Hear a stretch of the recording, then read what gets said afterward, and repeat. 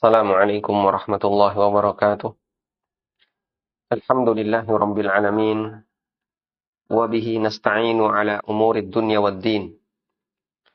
Wa ashhadu an la ilaha illallah wahdahu la syarika lah. Wa ashhadu anna Muhammadan abduhu wa rasuluh. Allahumma salli wa sallim ala sayyidil mursalin. Nabiyina wa maulana Muhammadin wa ala alihi wa sahbihi ajma'in. Jamaah yang dimuliakan Allah Subhanahu wa taala, kita memohon kepada Allah Subhanahu wa taala pertolongan agar bisa mendapatkan ilmu yang bermanfaat dan menghasilkan amal yang saleh dari ilmu yang kita pelajari. Allahumma anfa'na bima 'allamtana wa 'allimna ma yanfa'una warzuqna ilma. Baik. Kemudian yang ketiga, syarat terkait al-musabihi, objek wasiat. Yang pertama, objek wasiat harus benda yang memiliki manfaat yang mubah. Benda yang tidak memiliki manfaat mubah seperti berhala, alat musik, dan seterusnya tidak boleh dijadikan sebagai objek wasiat. Yang kedua, objek wasiat memungkinkan untuk dimiliki. Jika objeknya habis atau tidak bisa bertahan setelah kematian, maka setelah kematian pemberi wasiat, maka objek tidak boleh diwasiatkan. Seperti makanan yang cepat basi. Ada orang sebelum meninggal atau menjelang wafatnya, dia mengatakan, ini nasi 1 piring, saya wasiatkan untuk panti asuhan X. Setelah ngomong seperti itu, tentu saja dia tidak langsung meninggal. Ya. Mungkin selang 5 hari, 6 hari baru dia mati. Ini nasi jadi apa?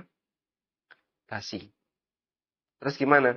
Objek seperti ini tidak memungkinkan untuk diserah terimakan, tidak memungkinkan untuk dimiliki secara segera, karena itu tidak bisa dijadikan sebagai objek wasiat. Wallahu a'lam. Yang keempat, syarat terkait al-musa ilai.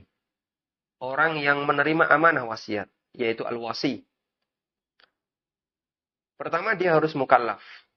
Di sini disyaratkan muslim, baligh, dan berakal. Berarti anak-anak tidak boleh.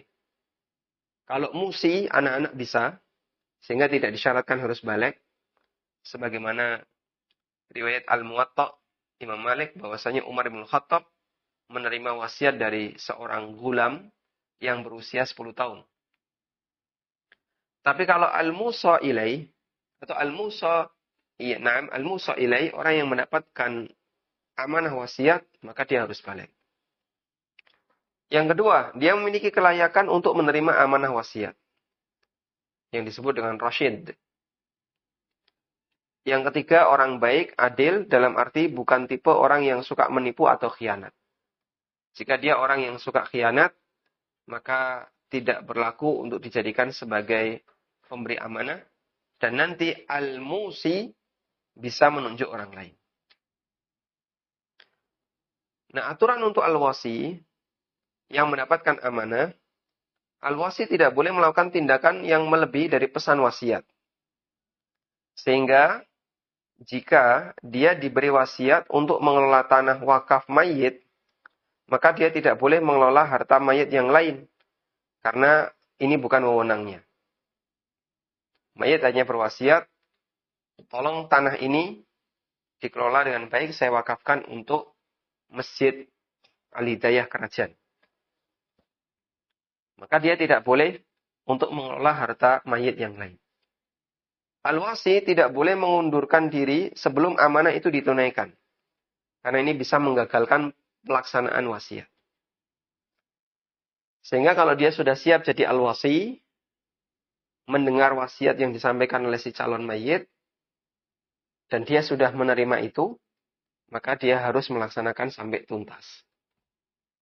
Kalau dia merasa nggak mampu, maka saat mayit mau berpesan kepada dia, dia bisa menolak. Kalau bisa jangan saya, tapi saya carikan orang lain yang nanti bisa menyampaikan amanah kamu dalam wasiatmu. Lalu dicarikan orang lain. Dan dia cukup jadi saksi. Bisa seperti itu. Ini kami simpulkan dari satu buku yang berjudul Lamahat Muhimmah fil Wasiyah. Baik, selanjutnya kita beralih ke redaksi wasiat atau sigat wasiat. Redaksi wasiat adalah pernyataan dari al-musi, pemberi wasiat, ketika dia berwasiat. Ada beberapa ketentuan sigot. Yang pertama, wasiat bisa dinyatakan secara lisan, tulisan maupun isyarat yang bisa dipahami maksudnya. Sehingga kalau lisan berarti harus ada yang dengerin. Kalau isyarat berarti harus ada yang melihat. Kalau tulisan berarti harus ada hitam di atas putih. Dan bisa pakai saksi, bisa tidak pakai saksi. Kemudian yang kedua, tidak ada redaksi khusus untuk wasiat. Karena itu bisa disampaikan dengan tegas. Misalnya dengan menyatakan aku berwasiat. Atau di bagian atas pernyataan ditulis surat wasiat. Bisa juga disampaikan dengan pernyataan yang dipahami sebagai wasiat. Bentuknya gimana? Semua pernyataan yang bentuknya melepas kepemilikan yang digantungkan pasca kematian. Misalnya, kalau saya mati sebelum Idul Adha, tolong belikan seekor sapi dikorbankan atas nama saya. Maka ini wasiat. Karena digantungkan dengan apa? Kematian. Atau pemberian yang digantungkan dengan kematian. Misalnya jika saya meninggal, tolong tanah sebelah diserahkan ke Masjid Al-Huda untuk perluasan. Itu juga boleh. Baik. Kemudian yang ketiga, pernyataan wasiat secara lisan atau tulisan disebut ijab wasiat. Bagi pihak yang mendapatkan wasiat, yaitu al-wasi, dia bisa menyatakan bahwa dia siap menerima amanah itu dan akan melaksanakannya sesuai dengan yang diamanahkan. Baik. Insya Allah cukup mudah untuk dipahami ya. Dan tadi kita sampaikan bahwa bukan syarat dalam wasiat yang tertulis harus ada saksi.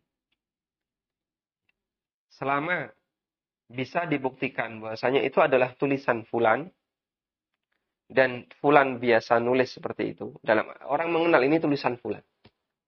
Apalagi ada tanda tangannya.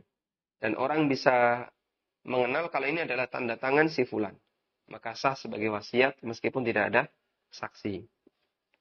Nanti kita akan sebutkan itu ya. Selanjutnya batasan menerima wasiat. Penerima wasiat yaitu al-musalahu dihukumi berhak memiliki objek wasiat setelah pemberi wasiat meninggal. Jadi perpindahan hak milik untuk wasiat baru terjadi setelah pemberi wasiat meninggal. Bagian ini yang perlu kita catat. Penerima wasiat baru berhak untuk menerima wasiat itu setelah pemberi wasiat meninggal. Di sini ada beberapa konsekuensi. Penerima wasiat yaitu al-musalahu, orang yang mendapatkan manfaat dari wasiat, tidak berwenang untuk menerima maupun menolak pernyataan wasiat sebelum meninggalnya pemberi wasiat. Yang kedua, pernyataan menerima atau menolak dari pihak penerima wasiat tidak harus dilakukan segera. Sehingga boleh ada penundaan meskipun dalam jangka waktu yang lama. Baik, yang ketiga, jika pihak penerima wasiat menolak untuk menerima wasiat itu, maka objek wasiat dikembalikan ke ahli waris. Yang keempat, jika pihak penerima wasiat menggantung, tidak menerima dan juga tidak menolak, maka ahli waris bisa meminta kejelasan keputusan. Jika tidak memberikan keputusan, maka dihukumi seperti menolak dan harta dikembalikan ke ahli waris. Baik. Kita coba kasih catatannya.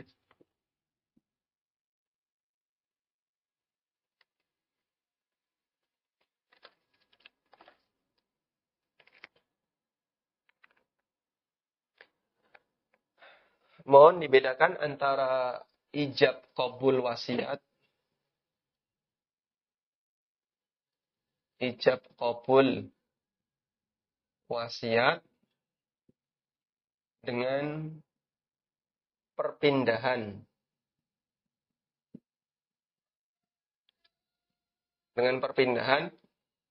hak milik objek wasiat.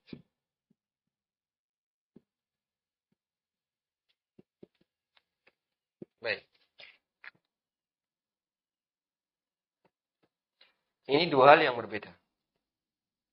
Antara ijab qabul wasiat dengan perpindahan hak milik objek wasiat. Ada 3 pihak yang terlibat dalam kegiatan wasiat. Pemberi wasiat, penerima wasiat, dan penerima amanah wasiat. 3 pihak. 3 pihak dalam wasiat. Pertama, pemberi. Ini berarti calon mayit. Ini camat ya. Calon mayit. Yang kedua, penerima. Nah, penerima ini ada 2. Pertama adalah penerima amanah. Yang kedua, penerima objek. Penerima objek. Penerima amanah ini individu. Kalau penerima objek bisa individu, bisa lembaga.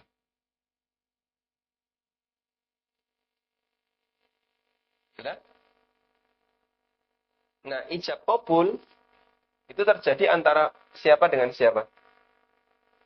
Ijab qabul itu terjadi, ini namanya apa tadi? Al-musi. Baik. Penerima amanah wasiat namanya al-musa ilai. Al-musa ilai. Yang ini al-musa lahu. Musolah ya. Al-musa lahu. Anda tidak harus hafal istilah ini, tapi yang penting hafal. Tidak harus hafal, karena yang penting Anda paham posisi-posisinya.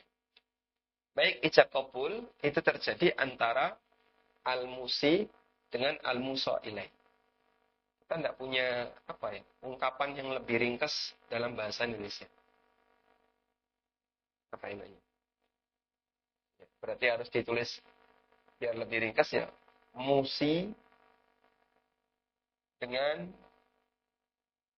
muso lah. Muso ilaih, bukan musolah ya. Muso ilaih. Sedangkan perpindahan hak milik objek wasiat, ini berarti dari al-musi ke muso lahu.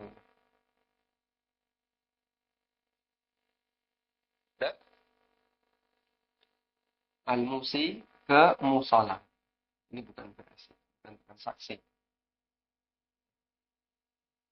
Baik. Nah, kalau ini berlaku sejak wasiat itu diucapkan. Begitu wasiat diucapkan, maka dia berlaku. Sedangkan perpindahan hak milik objek wasiat ini menggantung dengan kematian musi. Menggantung atau tergantung? Menggantung terhadap kematian musi, orang yang memberi wasiat. Kalau orang yang memberi wasiat mati, maka terjadi lain. Kalau nggak mati-mati, Pak, ya belum terjadi ini. Jika al-musalahu penerima wasiat ini mati duluan sebelum al-musi, maka wasiatnya batal. Dan tadi kita sebutkan wasiat batal, wasiat yang batal, ini kaidah ya. Maka objek diserahkan ke ahli waris. Sehingga jadi warisan. Diserahkan ke ahli waris itu artinya jadi objek warisan. Nanti dia dibagi berdasarkan ketentuan waris. Nah, wasiat batal bisa bentuknya karena al-musolahu meninggal sebelum musi. Atau al-musolahu menolak. Atau al-musolahu orang yang tidak berhak untuk memiliki. Misalnya apa tadi? Orang yang tidak berhak untuk memiliki. Dia tidak bisa memiliki karena terlalu kriterianya nggak jelas, terlalu umum. Saya wasiatkan untuk manusia. Nah, manusia siapa? Manusia kan banyak sekali. Baik. Di sini coba kita lihat contohnya. Contoh kasus. Anda bisa buka di halaman 35. Si A berwasiat di hadapan anaknya agar sawah X diserahkan ke Pondok Al-Huda. Namun anaknya baru menyampaikan setahun setelah kematian ayahnya. Mohon diperhatikan. Bukan syarat dalam wasiat. Yang tahu wasiat itu siapa, Pak? Yang tahu wasiat itu siapa? Al-musa ilai, yang menerima amanah ya. Yang tahu wasiat itu kan yang menerima amanah. Ya enggak? Kalau yang al-musalahu, yang menerima objek wasiat, dia nggak ngerti. Si A berwasiat di hadapan si B, tolong serahkan uang 10 juta ini kalau saya mati ke Masjid Al-Hidayah. Baik. Selang sekian hari dia mati. Apakah takmir Masjid Al-Hidayah ngerti kalau dia dapat wasiat? Nggak ngerti. Karena wasiatnya tidak disampaikan kepada takmir, tapi di hadapan si B. Maka yang ngerti adanya wasiat adalah al-musa ilai. Sedangkan al-musa lahu nggak ngerti kalau dia dapat wasiat. Sudah? Nah, misalnya terjadi kasus di sini ya. Saya sebutkan kasusnya di sini. Anaknya, setelah bapaknya meninggal, anaknya baru menyampaikan informasi setahun setelah kematian ayahnya. Setelah mendengar info dari anak pemberi wasiat, pengurus Pondok Al-Huda rapat untuk menentukan apakah diterima atau tidak. Hingga terjadi pro dan kontra. Karena pro dan kontra, gantung selama setahun. Bagaimana solusinya? Belum lagi setelah gantung, akhirnya dominan diterima. Setelah diterima, ngurus perizinan ke warga. Digantung Pak Dukuhnya. Lama Pak Dukuhnya nggak ngasih ACC. Katanya mau dipertemukan dengan warga, nggak jadi-jadi. Ya. Akhirnya gantung sekian tahun. Dalam kondisi ini wasiat tetap sah, meskipun pihak penerima menggantung. Namun ahli waris berhak untuk meminta agar Pondok Al-Huda memberikan keputusan antara menerima ataukah menolak. Sekalipun ini butuh waktu yang lama, tidak membatalkan wasiat. Karena ijab kabulnya sudah dilakukan dulu, waktu si A masih hidup. Andai setelah 2 tahun Pondok Al-Huda baru memutuskan untuk menerima tanah itu, berarti penerima wasiat yang dilakukan oleh Pondok Al-Huda tertunda selama 3 tahun setelah kematian Al-Musi. Dan wasiat ini sah dan wajib ditunaikan. InsyaAllah cukup jelas ya. Wallahu ta'ala alam, semoga bermanfaat. Wassallallahu ala nabiyyina Muhammadin wa ala alihi wa sahbihi wa sallam. Wa akhiru da'wana anilhamdulillahi rabbil alamin. Subhanakallahumma wa bihamdika. Ashhadu an la ilaha illa anta. Astaghfiruka wa atubu ilaik. Wassalamualaikum warahmatullahi wabarakatuh.